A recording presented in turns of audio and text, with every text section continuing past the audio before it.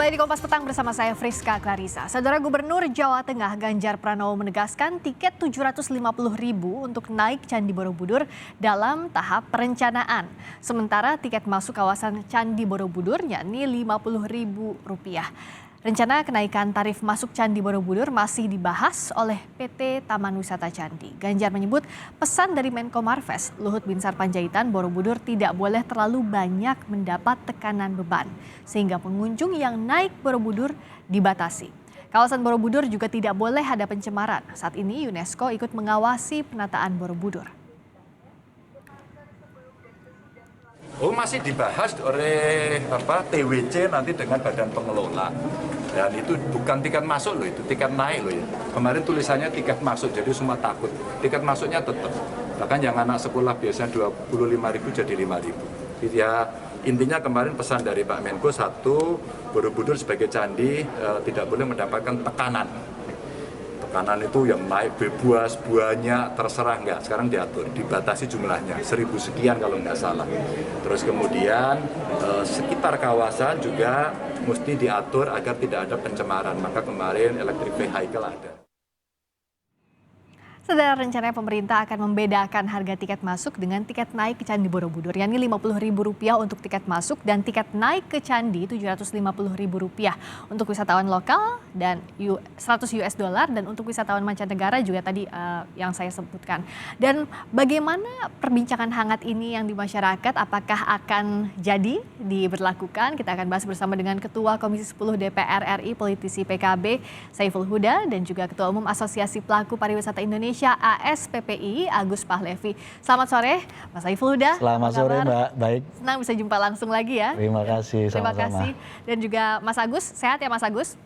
Alhamdulillah. Saya ke Mas Saiful Huda dulu. Setuju atau tidak kalau dari DPR wacana tiket naik dengan tiket masuk ini dibedakan? Saya pada posisi tidak setuju. Karena banyak alasan. Masih banyak opsi lain yang bisa kita pakai untuk melakukan pembatasan yang akan naik ke Candi Borobudurnya. Misalnya dilimitasi berapa yang harus naik, terus kemudian pada jam-jam berapa dan seterusnya. Jadi levelnya adalah bukan siapa yang punya uang lalu bisa naik, tapi levelnya adalah melimitasi siapa banyak pengunjung dan seterusnya. Itu yang pertama. Yang kedua, saya melihat belum ada kecocokan reasoningnya. Rekomendasi dari Badan Konservasi Kemendikbud kan idealnya per hari 120-an orang gitu. Nah, penerapan tarif mahal ini yang 700.000 itu diasumsikan per hari masih 1.200. Artinya masih, kalau semangatnya untuk menjaga pelestarian masih belum sesuai dengan apa yang diinginkan oleh UNESCO dan Kemendikbud, yaitu 120 orang. Padahal pembatasan dengan penerapan tarif mahal ini tetap akan membayangkan 1.200 orang yang akan naik. Kalaupun tadi kalau kata Mas Saiful Huda harusnya bukan dari tarifnya yang dinaikkan, tapi dilimitasi aja orangnya. Dengan harga tiket sekarang, apakah bisa dibatasi? Misalnya orang sudah datang ke Borobudur tapi tidak boleh naik. Nah itu kan jadi problem juga. Bisa, dengan cara tadi itu pembatasan. Gitu. Dengan jadi rules, aturan begitu ya? Aturan. Jadi aturan dulu yang kita coba cari solusinya gitu. Substansi untuk sama-sama menjaga dan melestarikan, memproteksi, no problem. Semuanya kita sepakat itu. Tapi caranya tidak dengan cara memahalkan. Gitu. Bukan memahalkan, tapi dari aturan berangkatnya. Mas Agus? Ya Mbak. Kalau dari Asosiasi Pelaku Pariwisata setuju atau tidak untuk menaikkan harga tiket? Kalau Mas Saiful Huda kan bilangnya pendekatannya jangan menaikkan harga. Tapi ya tadi pembatasan orang dengan regulasi. Karena sebenarnya juga kalau dari asosiasi pelaku mendukung ya? Sebenarnya kesalahan overloadnya pengunjung di Borobudur ini memang sudah lama. Jadi dulu pun pernah didiskusikan bagaimana mengatasi akibat dari membludaknya pengunjung di Borobudur. Tapi kalau kami menyikapinya dari dua hal. Pertama dari hal konservasi, kedua dari hal kebermanfaatan untuk masyarakat. Karena berdasarkan informasi yang kami terima, harga ini dinaikkan adalah berupa harga bundling, di mana di dalamnya akan melibatkan masyarakat lokal sebagai pemandu wisata, kemudian akan melibatkan beberapa daya tarik wisata berbasis masyarakat di kawasan Borobudur, dan juga akan melibatkan penyedia kuliner di kawasan Borobudur. Nah, kalau dari atas bermanfaat bagi masyarakat sekitar, ya kami sangat setuju sekali, karena harapan kita dengan adanya daya tarik wisata, secara langsung ataupun tidak langsung, dampak ekonominya wajib dirasakan oleh masyarakat sekitar daya tarik wisata tersebut. Ketimbang sekarang mungkin kalau yang kita lihat kebanyakan pengunjung di Borobudur itu datang, parkir, masuk candi, foto-foto pulang. Datang, masuk candi, foto-foto pulang. Seperti itu. Nah, mengenai harga 750 ini kan baru perencanaan. Mungkin dengan banyaknya informasi yang beredar di kalangan masyarakat saat ini merupakan salah satu pertimbangan untuk menentukan nominal. Tetapi yang jelas ketika kembali ke awal asasnya untuk konservasi dan kebermanfaatan untuk masyarakat, kami sangat mendukung sekali, karena memang keberadaan pariwisata harus berdampak khususnya secara ekonomi bagi masyarakat sekitar daya tarik wisata. Seperti itu, Mbak. Oke, kalau dari Mas Saiful Huda itu sudah jadi jalan tengah atau ya tidak? Harusnya ya tidak ada penaikan harga tadi. Tapi bagaimana untuk menggerakkan tadi dari sisi pariwisatanya dulu? Supaya ada keadilan semua pihak, mau yang punya duit maupun yang tidak, kalau konservasinya menjadi concern semua pihak dan hanya 120 per hari, oke, kita sepakati saja itu. Gitu. Tidak lalu tetap dilakukan kenakan penarif mahal, lalu melanggar konservasi yang 1.120. Harusnya dibatasi ya sesuai tadi aturan konservasinya juga diikuti. Betul, kalau mau komitmen aja semuanya di situ. Nah, dengan cara apa? Ya sudah, selain untuk peribadatan, semuanya ditutup total.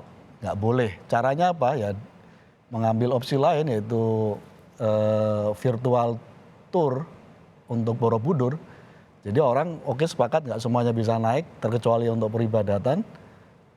Terus kemudian ya udah dibikin aja virtual tour, di mana yang datang ke sana, yang naik ke atas, ya orang yang akan melakukan shoot supaya bisa virtual tour. Jadi kalau mau dikecualikan sekalian, khusus untuk peribadatan begitu kalau DPR melihatnya. Betul, dan itu saya kira asas keadilannya akan dapat.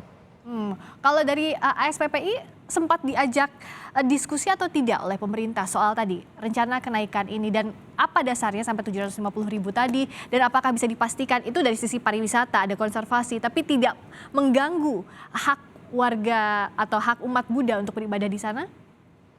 Kalau untuk dilibatkan secara langsung dalam penentuan keputusan, memang kami tidak dilibatkan. Akan tetapi dari berbagai informasi, jadi begitu kami mendapatkan informasi atau berita mengenai rencana kenaikan, kami bersama teman-teman di asosiasi mencari informasi, khususnya melalui networking company yang ada di Kementerian. Dan informasi yang kami dapatkan adalah salah satu dasar kenaikan itu dalam hal memaksimalkan multiplier efek ekonomi dari keberadaan Candi Borobudur terhadap masyarakat sekitar. Itu sebenarnya. Makanya kami sampaikan di awal bahwa kalau atas konservasi dan kebermanfaatan untuk masyarakat, kami sangat dukung sekali. Karena memang tadi seperti kami sampaikan bahwa keberadaan pariwisata ini harus bermanfaat untuk masyarakat khususnya yang berada di sekitar daya tarik wisata. Seperti itu, Mbak. Bagaimana pendapat kami mengenai untuk beribadah? Kami rasa pengelola kawasan Borobudur memiliki kebijakan-kebijakan khusus. Karena kan ibadah ini kan tidak setiap hari orang ke Borobudur. Umumnya kebijakan di Borobudur ini ketika hari raya besar umat Buddha. Ini akan ada kebijakan-kebijakan pemerintah dalam hal melestarikan tradisi. Karena kegiatan ini dilakukan sepanjang selama ini memang selalu dilakukan di Borobudur. Salah satunya kegiatan Waisak, seperti itu. Karena ini kan masih tahap kajian begitu ya, Mas Saiful Huda ya. Nah kalau, dan juga Mas Agus, kalau kita bicara ini kan ada beberapa hal yang harus diperhatikan. Satu, sisi pariwisata, konservasi candinya juga, multiplier efek pariwisata yang dibahas, tapi soal peribadatan juga jangan sampai lupa. Sebenarnya kebijakan menaikkan harga ini sudah dianggap bijak atau belum sih, Mas Saiful Huda? Saya kira belum, terlebih-lebih ini semangatnya kan kita sedang melakukan pemulihan pariwisata. Nah tiba-tiba ada isu terkait dengan ini. Jadi malah nggak pas. Jadi saat sama kita ngomongin soal pemulihan pariwisata, saat yang sama kita naikkan tarif mahal untuk orang naik ke Borobudur. Ini kontraproduktif yang saya kira kita berharap ini di stop dulu. Yang kedua, semua pihak harus diajak duduk bersama. Jadi publik harus tahu bahwa Borobudur ini dikelola oleh 3 badan yang berbeda-beda lead-nya. Badan Konservasi di Kemendikbud, Badan Pelaksana Otorita ada di teman-teman Kemenparekraf, Baparekraf RI, kemudian PT TWC-nya ada di BUMN. Gitu. Nah, kebijakan ini baru diambil oleh teman-teman BUMN yang saya lihat belum berkolaborasi dan belum menjadi kesepakatan bersama dengan teman-teman di Kemenparekraf dan Dikbud. Faktanya Dikbud rekomendasinya 120 per hari, teman-teman TWC membayangkan masih 1.200. Di angkanya pun berbeda begitu. Di angka yang berbeda, kalau semangatnya tetap dalam rangka untuk konservasi, semestinya mengikuti rekomendasi Kemendikbud dan UNESCO yang idealnya rata-rata per hari 120. DPR harusnya diajak bicara atau tidak? Semestinya. Karena itu saya mendorong Kemenparekraf dan Kemendikbud untuk pada posisi kalau mau nyelamatin, ayo 120 per hari, gitu jangan ditambah-tambah gitu. Jadi ini belum match betul gagasan untuk melestarikan, tapi melanggar aturan yang 120 per hari. DPR harusnya diajak ngobrol begitu untuk menentukan kebijakan ini kalaupun ada kenaikan tarif dan sebagainya. Prinsipnya kami ingin Borobudur tetap sebagai destinasi inklusif. Dengan mendorong kenaikan tarif, ini kan ada semangat Borobudur menjadi destinasi eksklusif. Saya kira ini akan berisiko menjauhkan publik untuk bisa berwisata dan terkait dengan religi dan pengetahuan soal Borobudur. Tapi kalau misalnya dinaikkan tarifnya tidak sampai 750.000 dan betul-betul diatur rinci mana yang untuk pariwisata, konservasi, misalnya untuk pembatasan tadi dan umat Buddha dibolehkan untuk beribadah tanpa misalnya dikenakan tiket, apakah itu cukup adil? Bisa, tapi itu opsi terakhir. Karena masih banyak opsi yang lain yang bisa kita diskusikan. Pembatasan, limitasi jam, terus kemudian virtual tour yang disepakati semuanya udah nggak usah ke sana deh, terkecuali yang mau beribadat gitu. Jadi sekali lagi saya pada posisi kurang setuju kalau mendekati destinasi semacam Borobudur yang sebagai destinasi inklusif lalu tiba-tiba menjadi eksklusif. Saya kira nggak semuanya bisa kita dekati dengan cara komersil, nggak bisa. Dikhawatirkannya tadi jadi eksklusif destinasi Borobudur ini, Mas Agus. Kalau dinaikkan tarifnya untuk naik salah satunya. Sebenarnya begini, di perencanaan ini kan tetap nanti masih ada opsi untuk harga pelajar pun tidak ada perubahan, kemudian masuk kawasan Borobudur pun tidak ada perubahan. Toh pilihan yang disampaikan oleh Bapak tadi juga maksudnya virtual tour, walaupun sebenarnya ketika kembali ke sorotan kami sebenarnya ke multiplier effect tadi Pak. Kalau virtual tour kan multiplier effect-nya sangat minim sekali. Karena kami juga melakukan itu di saat pandemi untuk memperkenalkan daya tarik wisata BTW yang ada di Indonesia. Karena memang waktu itu terdapat pembatasan untuk orang melakukan pergerakan di saat pandemi.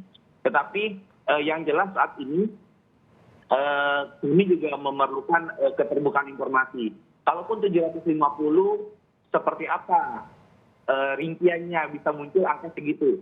Sehingga nanti kita bisa menilai porsi-porsi mana yang memang sesuai dengan yang kami sampaikan di awal atas kebermanfaatan untuk masyarakat sekitar. Menghindari informasi-informasi, jangan sampai nanti kenaikan ini fokus kepada komersil. Seperti itu ya Pak ya. Oke, Mas Saiful Huda setuju tadi? Atau gimana? Misalnya tadi virtual tour nggak ada dong multiplier effect-nya karena kan kita baru bangkit dari pandemi gitu. Tapi kalau di sisi lain konservasi juga harus diperhatikan. Isu opsi terakhir ketika semua hal diukur dari ukuran kemahalan gitu. Oke. Dan kita juga nggak bisa menjamin bahwa orang yang bisa membeli tiket mahal lalu dia juga bisa berperilaku baik nanti ketika di Borobudurnya. Semua sebar spekulatif juga gitu. Nah ketimbang spekulatif semuanya, ya sudah posisi virtual tour menjadi opsi terbaik. Tapi itu opsi terakhir kalau mentok gitu ya? Kalau mentok. Jadi sekali lagi prinsipnya masih banyak opsi yang bisa kita jadikan cara kita untuk memperlakukan pelestarian ini. Sekali lagi soal kenaikan kemahalan Borobudur ini saya kira opsi terakhir. Jadi yang harus masyarakat tahu sekarang belum dinaikkan tarifnya, tapi masih tahap wacana kan, masih tahap direncanakan. Tapi tadi kalaupun jadi harus diperhatikan juga, jangan sampai jadi destinasi yang eksklusif begitu ya Mas Saiful? Ya, saya dengar opsinya sudah diputuskan. Nah, Meskipun kalau memang sudah diputuskan, kami pada posisi untuk di stop dulu, jangan dulu diberlakukan. Libatkan konsultasi publik, libatkan teman-teman Kemenparekraf, Baparekraf RI, libatkan teman-teman Kemendikbud, lalu baru bisa diputuskan. Jangan hanya sepihak oleh teman-teman BUMN. Kalau tadi kan Menparekraf, Mas Menteri Sandiaga Uno bilang bahwa menerima juga masukan dari umat Buddha, dari biku, bahwa ya jangan sampai ini mendiskriminasi mereka yang mau beribadah. Kalau kalimatnya Mas Menteri kan kami tidak akan mendiskriminasi umat Buddha untuk beribadah. Apa yang dicermati dari arti pernyataannya Mas Menteri tadi? Ya, reaksi biku itu terjadi karena memang dipukul rata kan. Jadi kalau mau diinvestigasi, dimitigasi, belum clear begitu ya? Apakah memang jangan-jangan belum memberikan perlakuan khusus bagi teman-teman yang mau ibadah gitu. Nah, biku menyampaikan kalau dikasih tarif begitu, banyak umat Buddha yang nggak bisa beribadah karena rata-rata nggak punya duit untuk beli tiket sampai nanti bisa naik ke Borobudur. Nah, saya meyakini masih banyak yang perlu didiskusikan. Saya meyakini belum ada pengecualian juga terkait dengan umat Buddha yang akan beribadah di situ. Karena memang tadi akses untuk beribadah itu kan hak ya untuk umat beragama. Itu yang harus jadi catatan penting juga untuk pemerintah. Dan publik belum tahu sama sekali apakah ada pengecualian terkait dengan itu atau diberlakukan sama. Nah ini kan Mas Agus yang jadi kontroversi karena masyarakat ini baru tahu di publik masyarakat baru tahu beberapa waktu ini begitu. Nah sosialisasinya sudah cukup baik atau belum Mas Agus? Belum sih. Kalau mengenai sosialisasi memang belum ada sosialisasi. Kembali tadi kami sampaikan bahwa informasi yang kami terima adalah memang inisiatif kami untuk mencari informasi. Seperti itu, Bu. Makanya tadi disampaikan bahwa kami memang belum pernah dilibatkan dalam penentuan tarif, rinciannya pun seperti apa, itemnya bundlingnya seperti apa, kita juga belum tahu. Nah, yang jelas kami tadi menyorotinya tadi dari dua aspek konservasi sama kebermanfaatan untuk masyarakat sekitar, itu aja sih. Oke, terakhir berarti sebelum diterapkan ini sosialisasinya harus betul-betul dan tadi ajak ngobrol berbagai pihak begitu Mas Saiful? Ya prinsipnya kebijakan ini opsi yang paling ujung karena masih banyak opsi yang lain selain urusan memahalkan tempat destinasi dengan cara berbagai tadi itu. Setahu saya banyak opsi yang sudah ditawarkan selain urusan menaikkan kemahalan ini. Dan yang jelas ini ada 3 hal yang harus diperhatikan, konservasi utamanya, pariwisata, tapi tidak lupa juga hak. Yes. Secara substansi kita nggak mempersoalkan. Okay. Tapi tiba-tiba lalu dengan cara memahalkan, itu yang saya kira masih jadi pikiran kita untuk jangan dulu dilakukan. Kita tunggu pendekatan yang tepat deh, agar bisa mencapai 3 tujuan tadi. Terima kasih Mas Saiful Huda. Sama-sama. Terima kasih juga Mas Agus Pahlevi telah bergabung di Kompas Petang kali ini.